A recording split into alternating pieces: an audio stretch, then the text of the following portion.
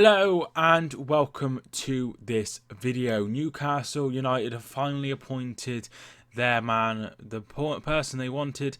Steve Bruce has been appointed head coach of Newcastle United. Now this is a move which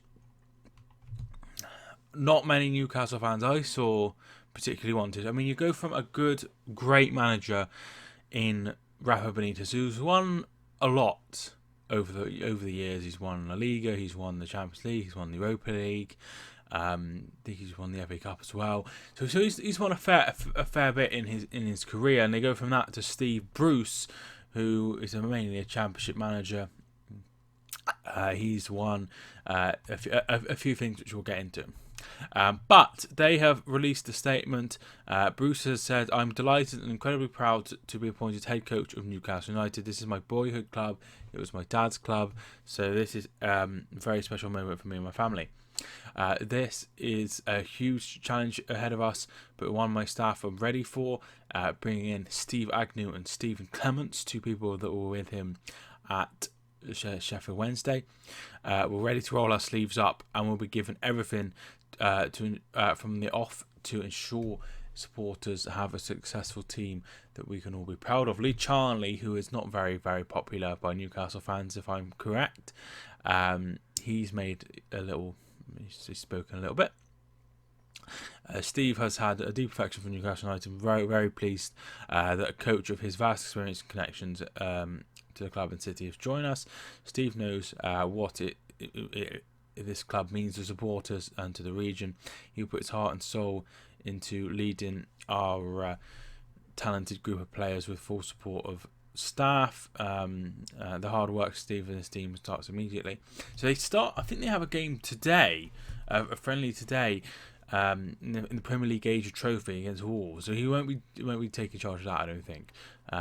Or on Sunday when they have the or is it Saturday? Saturday when they have the third place playoff for the final. But I think after that he will be in. That's very interesting. Let's have a look at what he's accomplished as a player. So as a player, he's played for a few clubs: Gillingham, Norwich, Manchester United, of course, where he's most famous. Went on to play for Birmingham and Sheffield United. So as a manager then, so he's once again managed a hell of a lot of clubs. Sheffield United is where he started, played 55 games there before moving on to Huddersfield.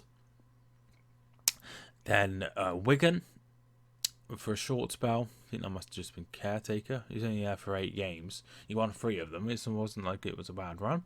Crystal Palace, Birmingham, where he was quite successful at Birmingham. He got them 2 promotion, 1 through the playoffs and 1 as runner-up of the Championship. So he did very well there. 37% win ratio, but 2 promotions is very good. Moved on to Wigan Athletic. Once again, he did quite well there. 68 games, 33% win ratio. That was one of them Premier League. Moved on to Sunderland for 2 years, 30% win ratio, which isn't the best. And it's weird that he's managed. Actually, we'll go on to that in a minute. Hull City, once again, he had 2 promotions there. In 2013, he finished runners-up. In 2016, he won the playoffs. And in 2014, he ended up finishing runners-up in the FA Cup when they took a 2-goal lead over Arsenal. So he did quite rather well at Hull City, but he did leave in the summer of 2016 after that promotion due to differences with the owner. He then was picked up by Aston Villa. He did rather well at Aston Villa, got him into the playoffs in his second season, his first full season. He got him into the playoffs. Second season, it didn't really work out. Then he moved on to Sheffield Wednesday, and he started like a house on fire. They went unbeaten, but it came to an end at the end. He won 7, drew 8, and lost 3 games of his 18.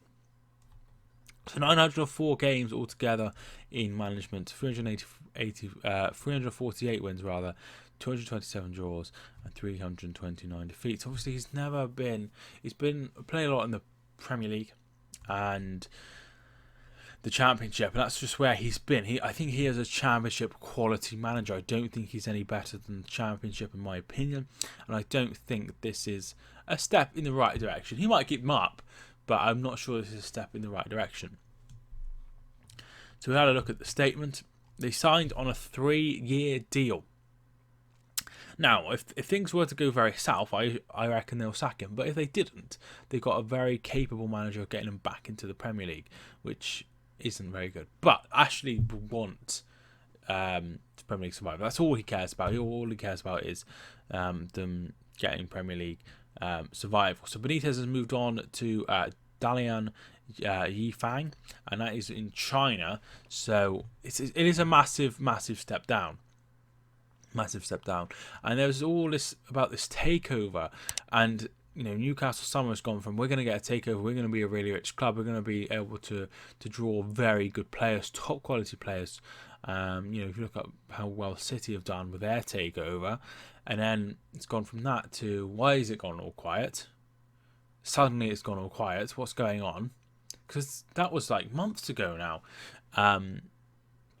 Why is it all gone quiet? Rafa left. And then, you're thinking, oh no, the takeover's not happening. The takeover's still quiet. And then Steve Bruce is coming.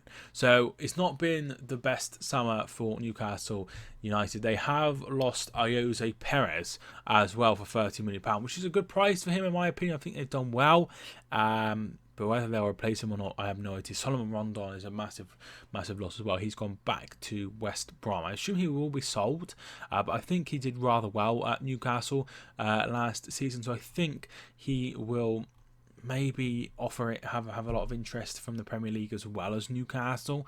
It'll be interesting to see what Steve Bruce does there. But personally, I think that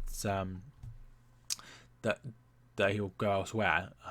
He probably wanted to play for Rafa Benitez, and that's not happened. So Bruce has won promotion to the Premier League 4 times. He's also been relegated twice, 2005 and 2006 season, Birmingham, and then 2014-15 he was relegated with Hull City before taking them back to the Premier League.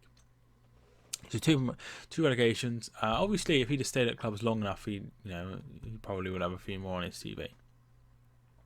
His highest top flight finish was 10th. If he was to get anywhere near that with Newcastle, it would be a very, very, very successful season.